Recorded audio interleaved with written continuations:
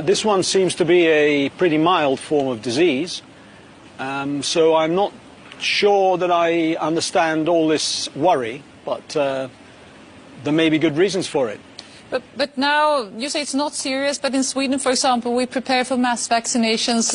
Isn't that necessary, according to you? Vaccination in a pandemic, or so-called pandemic vaccines, well, we never know whether they'll work, because, of course, there is no target virus to test the vaccine against, usually. Pandemic vaccines and other vaccines are registered before the virus is around. And so it's a gamble whether these vaccines will work.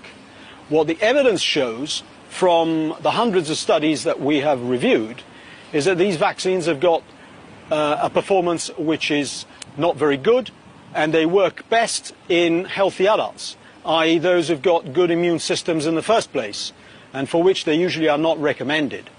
But you give one picture here of this flu not being so serious, but the WHO gives another picture, and they call it a pandemic. What do you say about calling this flu a pandemic?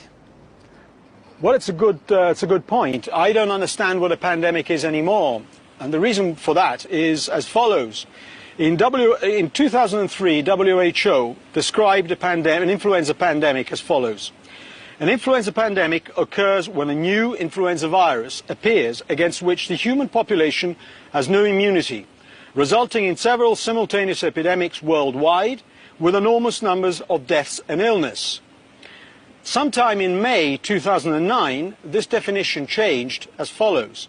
An influenza pandemic may occur when any new influenza virus appears against which the human population has no immunity. In other words, what they've done is they've taken out the part that referred to simultaneous outbreaks, high morbidity, that's a very high number of severe cases, and mortality. Why do you think so now this definition, this 2009 definition, could very well fit seasonal influenza. So I don't understand what the difference is anymore. But who is gaining this from this altered definition of a pandemic? Oh, the new definition lowers the threshold. It makes a pandemic now and possibly a pandemic going on for some time. And it obviously favors those who have to sell products, including research, of course. Let's not forget. And the media, as well as the pharmaceutical industry.